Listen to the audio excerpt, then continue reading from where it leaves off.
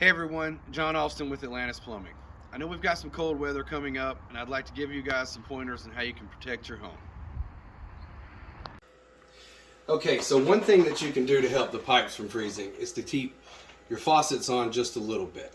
So I recommend turning them on just to where they're just above a steady flow, and that way some of the pipes will the water will stay moving in the pipes, and that will help prevent freezing. You should probably do this to all faucets throughout the house.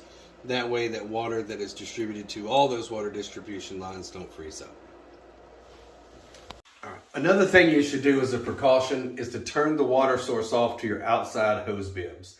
A lot of times, for example, this one branches off right at the water service line, so you'll need to turn it off, and then I'll show you in just a few moments how you would go outside and drain the water down. Oftentimes, a lot of your exterior hose bibs have shutoff valves inside sinks. This one happens to be inside of a kitchen sink, but a lot of times they're in bathrooms. That's going to be closest to the exterior hose bib. Again, all you do is come in here and shut this off, and that kills water to the outside. And we'll go outside and show you how to help winterproof these. So now that you've turned the hose bibs off on the inside, either under the sink or somewhere near the main shutoff valve, you want to come outside and open the hose bibs. What this does is it allows any water that's in there to drain, and should the water freeze and expand, it'll have a way to go and travel out, and it'll come outside this hose bib rather than busting the pipe on the inside. If you can't find the shutoffs for your exterior hose bibs, or if you just like to double down on protection, I recommend going with an option like this. If they have to be sold out at the stores or you don't have one, you may rig one up with a towel that you have at home. Simply wrap it around the hose bib and secure it so that it doesn't come off. If it's raining or you have any other precipitation, you may want to put a plastic bag over it. Getting it wet will do it no justice, and keeping the wind off it will definitely help from the temperature dropping. Also, if you guys have an outdoor kitchen or outdoor living space, you also want to turn the water off to this area and drain down the water as well. This will help protect your investment and keep everything safe. Another quick thing I want to remind you about is to be sure and close your garage doors. This will help protect the pipes and keep the house warmer. Now, if you should have a pipe burst and you do have a water leak, the very first thing that you should do is find the water shutoff for your house. This is a whole house shutoff, and this is a ball valve. What you want to do is you just want to turn this like this, and that way it'll isolate the water from between this point to the meter in the front yard. If you have a ball valve, you would just do a half turn like this. If you have a gate valve, which looks like a water hose spigot, you'll just turn it to the right. Remember, righty-tighty, lefty-loosey.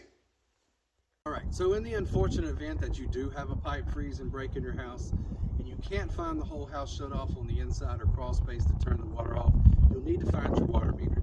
So right here at this particular house, we've got an AT&T fiber box, we have the domestic water meter, and we've got a sprinkler box. What you want to do is you want to go to the domestic meter box and you want to open it. So inside of here, all right, so now that you've got the meter open, you want to clean it out. Oftentimes there's a lot of spider webs in there. Be careful, black widows live in these things. And you want to identify the municipal shutoff valve, which is this right here. And what you'll want to do is you'll want to turn to where these two keys are lined up with one another, or that this right here is perpendicular to the pipe. I'm going to go turn this off to show you all how to do it. All right, now that the valve is shut off, if you look here on the meter, this red dial is not spinning at all anymore, and that means that you have no more leaks. At that point, call Atlantis Plumbing and we'll come help. Okay, so if you did have a pipe burst in your house and you have to shut the water down, another important aspect, especially if you have an electric water heater, is you'll need to turn the water supply off to the water heater, and then you will also need to turn the electrical elements off. This is important because if the water runs out of the heater, the elements will stay on, it'll burn the elements up, and you'll have to get a new water heater.